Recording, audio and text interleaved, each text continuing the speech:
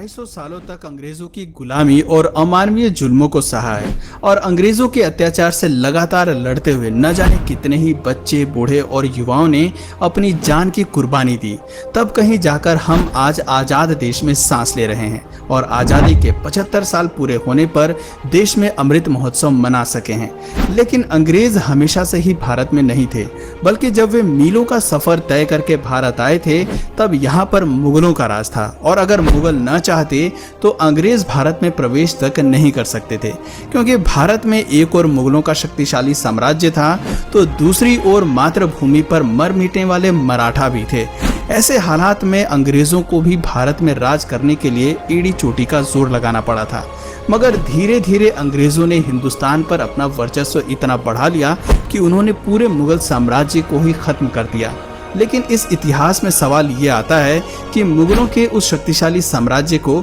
आखिर अंग्रेजों ने किस तरह खत्म किया होगा। आज की इस वीडियो में हम आपको वही दास्तान सुनाने वाले हैं। तो इसी बात पर चलिए शुरू करते हैं इतिहास के एक और नए अध्याय को।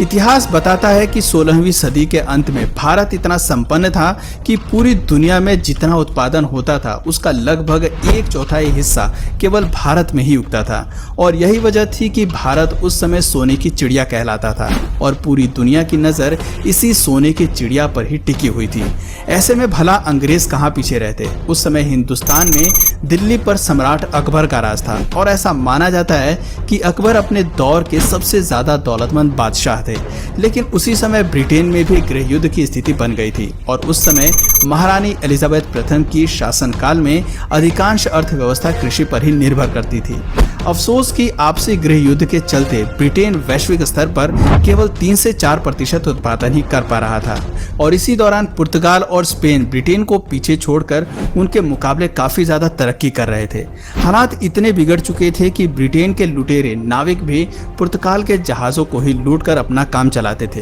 क्योंकि ब्रिटेन में लूटने के लिए कुछ बचा ही नहीं था। लेकिन उसी दौरान एक ब्रिटिश नाविक को समुद्री यात्रा के दौरान भारत की अपार संपदा और समृद्धि के बारे में पता चला और ब्रिटिश गवर्नमेंट तक ये खबर जल्द ही पहुंच गई। फिर आया समय सन 1600 का, जब 200 ब्रिटिश व्यापारियों ने मिलकर एक कंपनी बनाई और उस कंपनी का नाम रखा ईस्ट इंडिया कंपनी। और इस कंपनी के सदस्यों ने जब अपनी राजनीति और कूटनीति महारानी एलिजाबेथ को बताई तो वो भी ईस्ट इंडिया कंपनी को सपोर्ट करने के लिए तैयार हो गई।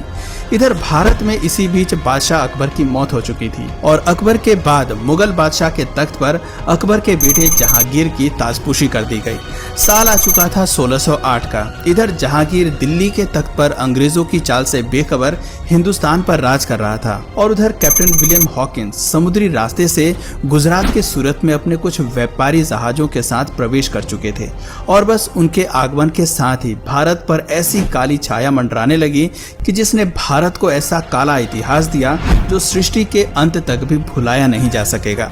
अंग्रेजों ने भारत में आते ही ईस्ट इंडिया कंपनी स्थापित करने की घोषणा कर दी और अपने इसी प्रस्ताव के साथ काफी बेशकीमती उपहारों को लेकर कैप्टन विलियम हॉकिंस अपने कुछ साथियों के साथ जहांगीर के दरबार में पहुंचे। बादशाह जहांगीर उस समय तो डच और पुर्तगालियों के दबाव के कारण इस प्रस्ताव को ठुकरा देते हैं, पर अंग्रेज भी कहां पीछे रहने वाले थे। वो लगातार इस व्यापारिक समझौते के साथ नई नई प्रॉफिटेबल डील्स जोड़ते हुए बार बार जहांगीर के पास जाते रहे और अंततः कुछ समय बाद ही जहांगीर ने इस प्रस्ताव पर हस्ताक्षर करके अंग्रेजों को व्यापार करने की मंजूरी दे दी। और ये मंजूरी मिलते ही अंग्रेजों ने पटना, सूरत, मुंबई और चेन्नई में अपनी फैक्ट्रियों को स्थापित करके व्यापार करना शुरू कर दिया। शुरुआत में तो इस कंपनी ने यहाँ के लोगों को रोजगार दिया और बदले में उन्हें अच्छी तनख्वाह भी दी, जिस वजह से हिंदुस्तानी ईस्ट इंडिया कंपनी से काफी प्रभावित हुए और कई हिंदुस्तानी व्यापारी भी इन फैक्ट्रियों से जुड़ गए। लेकिन ज्यादा दिनों तक नहीं, पूरे भारत में ईस्ट इंडिया कंपनी का व्यापार बढ़ता ही चला जा रहा था और अपने बढ़ते व्यापार की वजह से अंग्रेजों के मन में इतना ज्यादा लालच बढ़ गया कि उन्होंने भारत की सत्ता पर ही कब्जा करने की योजना बना डाली और इसी उद्देश्य से 1686 में ब्रिटिशों ने मुगलों के खिलाफ जंग छेड़ दी और औरंगजेब से हुई इस जंग में मुगलों ने ब्रिटिशर्स को बुरी तरह से हरा दिया। इस हार से ब्रिटिशर्स को एक बात तो समझ में आ गई थी कि मुगलों को वो जंग लड़कर तो हरा नहीं सकते, लेकिन उन्हें भारत पर कब्जा भी करना था, जिसके लिए उन्होंने वो कूटनीति अपनाई जिसका फायदा वर्षों बाद भी आज तक भारत के धूर्त नेता उठाते हैं और राज करते हैं। और वो कूटनीति थी डिवाइड एंड रूल की, यानी आपस में फूट डालो और इन पर राज करो। जंग में हारने के बाद ब्रिटिशर्स ने औरंगजेब से माफी मांगते हुए ये वादा किया कि वो दोबारा ऐसी गलती कभी नहीं करेंगे, और औरंगजेब ने भी उन पर कुछ जुर्माना लगाते हुए उन्हें माफ कर दिया और अपना व्यापार उसी तरह चालू रखने की आज्ञा भी दे दी।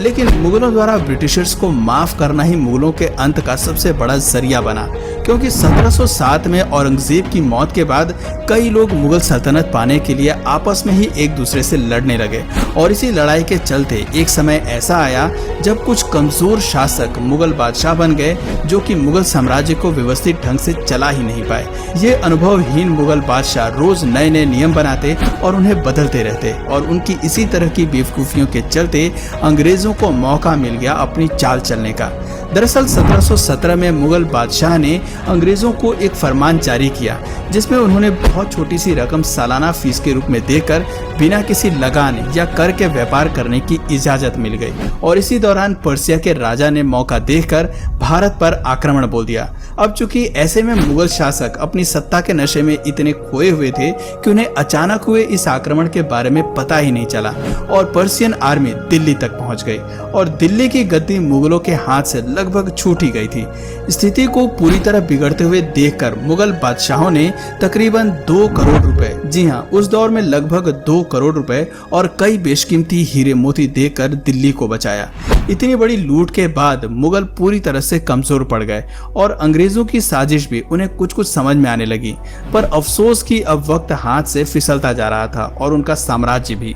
अंग्रेज लगातार भारत पर कब्जा करने की अलग अलग रणनीति अपनाते जा रहे थे, जिसके पहले चरण में उन्होंने बंगाल के नवाब सिराजुद्दौला को तख्त से हटाने के लिए जंग छेड़ दी, और साथ ही साथ अंग्रेजों ने वहां के हिंदुओं और मुसलमानों में आपसी फूट डालकर डिवाइड एंड रूल की कूटनीति लागू की, जिसे संभालने में नवाब सिराजुद्दौला नाकामयाब रहे और नतीजा अंग्रेजों के लिए फायदेमंद रहा। प्लासी के युद्ध में सिराजुद्दौला को हराने के बाद अंग्रेजों ने सिराजुद्दौला के सेनापति को अपने साथ मिला लिया और उसे बंगाल का नवाब बना दिया। समय बीतता गया और भारत पर अंग्रेजों की ताकत और अधिकार भी उसी के साथ साथ बढ़ती जा रही थी। सन 1764 में अंग्रेजी फौज ने बक्सर के युद्ध में अवध के नवाब, बंगाल के नवाब और मुगल नवाब शाह आलम द्वितीय, इन तीनों को हरा दिया। इसके अलावा निजाम और मराठों के बीच में भी फूट डलवाकर अंग्रेजों ने पहले तो उन्हें लड़वाया और फिर उनकी लड़ाई का फायदा उठाकर खुद उनकी कमजोर सेना को हराकर उनकी रियासतों पर कब्जा कर लिया।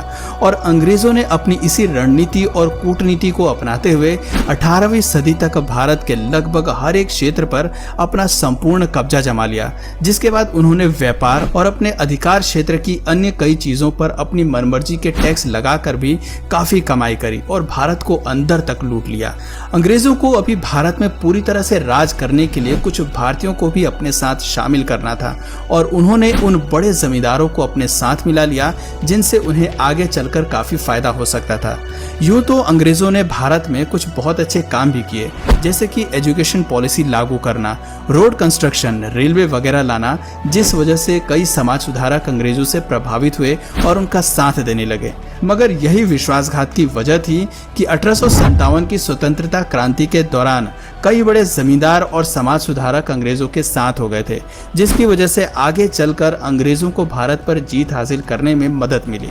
भारत पर जीत के साथ ही मुगल साम्राज्य के आखिरी बादशाह बहादुर शाह जफर को अंग्रेजों ने अपना बंदी बनाकर रंगून की जेल में भेज दिया और उनके बेटे व खानदान के तमाम लोगों को मौत की नींद सुला दिया और पूरे भारत को अपना गुलाम बना लिया। तो दोस्तों, ये थी वो दुख भरी दास्तान जिसमें मुगलों की एक गलती और अपने निजी स्वार्थ की भावना ने अंग्रेजों को भारत में पांव पसारने का मौका दे दिया, और उनकी इसी गलती का खामियाजा हिंदुस्तानियों की कई पीढ़ियों को भुगतना पड़ा। वैसे आपके नजरिए से अंग्रेजों के आगमन के लिए मुगल साम्राज्य जिम्मेदार हैं या नहीं, नीचे कमेंट करके अपनी राय हमें जरूर बताएं। और अगर इस वीडियो से आपको कुछ नया जानने या सीखने को मिला या फिर इंटरेस्टिंग लगा, तो प्लीज इस वीडियो को एक लाइक करके अपने